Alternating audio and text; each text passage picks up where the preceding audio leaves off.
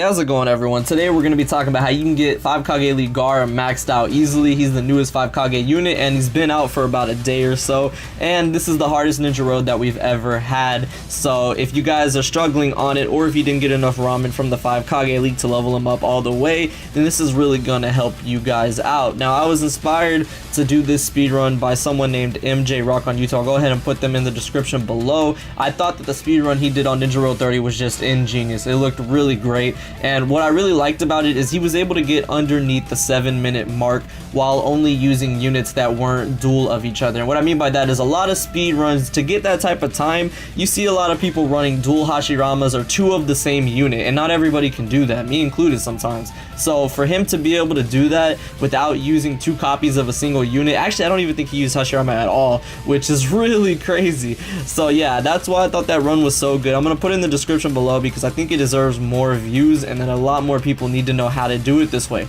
I did switch a little things here and there up from the way he did it, but his way is still faster, and he probably still did it more efficiently than I did because I'm still trying to pick up on it. But I think it's really good nonetheless. So we're going to talk about what you need to do for this ninja road to get through it so quickly. So the team setup is as follows. For the first map, this is going to be your AoE team. This is similar to the video I made talking about the teams that you could take for the ninja road. You're going to need 3 different teams. So for this first one, you really just need Madara and Gaara, because Madara and Gaara provide, you know, boosts of bravery attack when they're next to each other, and the Sage of 6 Pass Madara just destroys everything. You know, he ignores substitution, he's AoE, and then you can put this Naruto underneath because he's free to play, and a lot of people have him right now from the login. He'll give you that boost of attack right there. And then I went ahead and brought Joebito and Sexy Naruto. So Joebito will boost up Madara and Gaara too if you want to 50%. Then you come in with Sexy Naruto and get Madara to 150. So you're gonna boost him up, move on, and that's really what's going to be good. And then that'll take care of map 7 and map 9, which is very important. So moving on to this one right here, this is going to be your one for taking out bosses that, you know, are body, or even ones that are heart with the second row. So Shisui, Joebito, and EMS Sasuke are there to take on the body elements. Very good. My EMS Sasuke has no dupes, and that's going to be very important later because he still wrecks. And then Chojuro, he's there because he's an extra effect unit right now, so he does a lot of damage. And the reason I put him over someone, say Yugito, who I have maxed out, this man does more damage than Yugito on his jutsu multiplier. On top of that, you have to have him limit broken for the strategy to work with him, and you'll see why later. Then Jiraiya and Sasuke, any body units that you can use that do a lot of damage. My Jiraiya is not even maxed out, so that's very good, and he's not limit broken, so he's still got the job done nonetheless. Moving on to the third team, this is the one you're going to see on the last map. I've used this in the past, but the only difference is we're going to be boosting them up with the one-tail Naruto. So you're going to boost them up, switch the typing, and yeah, this is the team for map 10. So let's go ahead and jump into the ninja road once you guys have this team set up right here. It's really good. So once you get to the first map, what you want to do is spread out and stall up chakra, more specifically with your last row, which is going to take longer than the other rows. So you want to obviously build up chakra for Naruto and Obito's ult. That way you'll be able to boost them up. Now this Madara does attack multiple targets, and he does a continuous, which is annoying. To be completely honest, this is the map that you're probably going to take the most time on out of the whole run, just because how long the animation of him attacking over and over again does. I hate when they actually do that, along with initiation attacks that they do, like on the last map where they do a jutsu first, and I don't like that stuff. So once you move on from this map, you'll be completely straight when it comes to boosting. You don't have to do any more boosting necessarily with this team, so you'll be completely fine. Try not to kill off Madara. I was just doing a little bit of damage here, but once you get almost to the last bar on the Sexy Naruto's jutsu, that's when you want to activate the boost. You don't want to use it too early because otherwise you'll just end up, you know, having the boost run out. So you want to go ahead and use it here right when the Sexy Naruto is about to get his ultimate, and so you'll go ahead and boost them both up. Like I said, you can go ahead and do that, but you have to hit the Madara with Sexy Naruto's jutsu, of course. So once you do that, you'll have a 150% boost on him and the 50% boost on Gaara just as an extra benefit, and you can go ahead and take out the Madara once you do that, and then you're all set. That team's completely straight for the rest of the run. It's all taken care of. Now once we get to the second map, you want to switch on over to your second team, which has got the skill units on top. Now this is very important that you actually do it in this order. Well, if you're trying to save time. The reason that I do it this way is because if you guys don't know, Joebito has on his sync skill that he's actually able to, you know, lower the rate of being jutsu sealed when you sync with, I think, skill typing. I'm not sure about that, but yeah, he'll limit the chance of being immobilized, which is actually very good. So that's why I put him up there, just to save time, because Killer Bee and the Raikage, depending on which one you take out, will be able to immobilize you. So this just saves time on that. But you just want to stall up chakra to where you're 1 bar away from each of their ults, and you'll see why that's important. Again, that's just for speed's sake. If you guys want to save up all the chakra, you can, but you don't need to.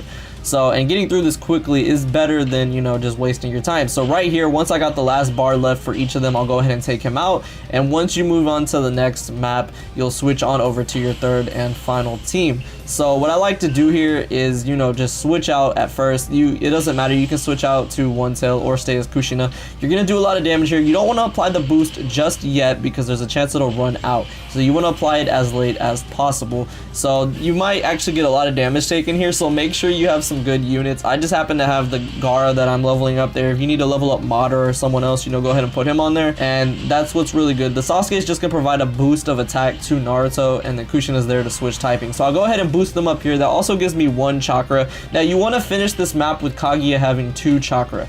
So as you can see right here, I try to kill her, but she doesn't die. That's usually why I leave Sasuke as the last one. But you want to finish this map with Kaguya having 2 chakra. That's the quickest you can do it. You don't need to get her ult because you'll have it later.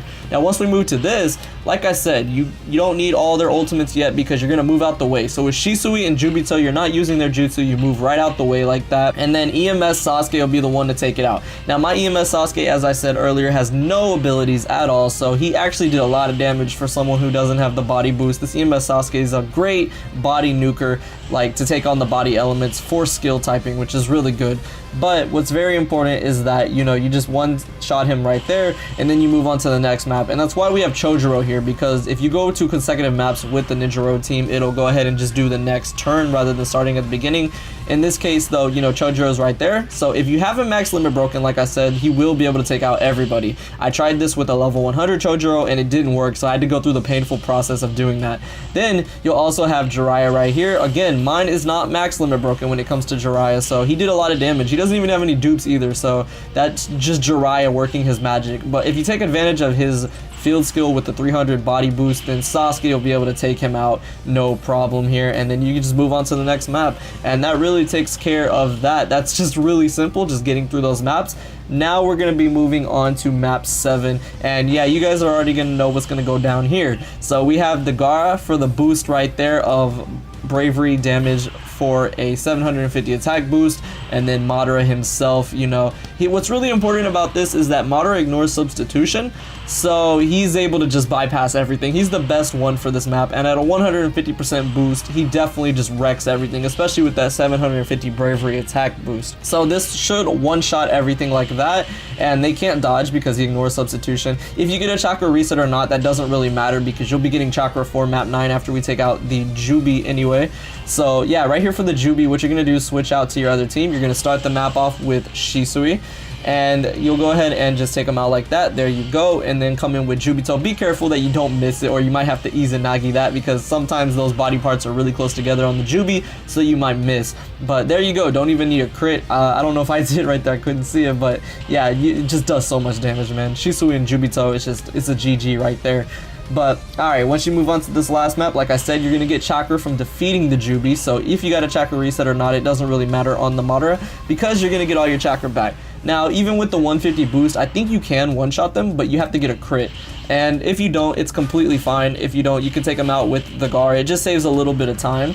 So as you can see, he didn't die, and I think Gaara's attack boost actually ran out, so that's also why maybe the hit back doesn't kill also. But I go ahead and use a jutsu because I don't think a one-hit attack will kill him. So just to be safe, I use a jutsu here, and then we're done. Moving on to the next map, as you can see, we're going to be moving on into the 10th map here, and this is going to be where we're going to have, you know, just the heart team doing a lot of damage. So you're going to switch out. This is what I do in my most like playthroughs that I do with the Ninja Road, but boosting up the units actually makes it a lot easier because then you just can do it without having to go to the back row. So this is very important too, that you sometimes will not kill off Hashirama, I've noticed, because sometimes, you know, either he'll dodge that right there, which, you know, it is what it is. That's just a little extra damage that Kushina can do. But sometimes if you don't get a crit, then I think he will survive. You have to get a crit with either Final Valley Naruto or Kaguya, I believe. But either way, they do a lot of damage with that boost, even though it's only a 25% boost. But at the same time, what's really good here is that Final Valley Naruto and Kaguya both ignore substitution. And that's very important because this Hashirama dodges like he's got Kamui. So yeah, you can pretty much ignore that and it's a GG again. But there we go, that's the Ninja Road. I completed it in under 8 minutes, about the 7.5 minute mark. So that was pretty easy, and it actually made it pretty fun because you just destroy all the bosses and breeze right through this. So that's a very good way to take care of this Ninja Road. So that's going to be it for this Ninja Road. I hope you all enjoyed this, and this should help you get Gaara max level because it's an incredibly fast way to get it done. Now you can substitute some of the units that you don't have, of course, but this Ninja Road is kind of particular to do, so that's why we couldn't be too lenient. But you can boost them up with other units like the impact unit that's out right now for Gingo. But yeah, other than that, that's pretty quick and easy way to get it done, and I'm definitely gonna be using it to get my Gaara maxed out as well. But yeah, I hope y'all enjoyed this. Thank you so much for watching, and I'll see you all in the next video.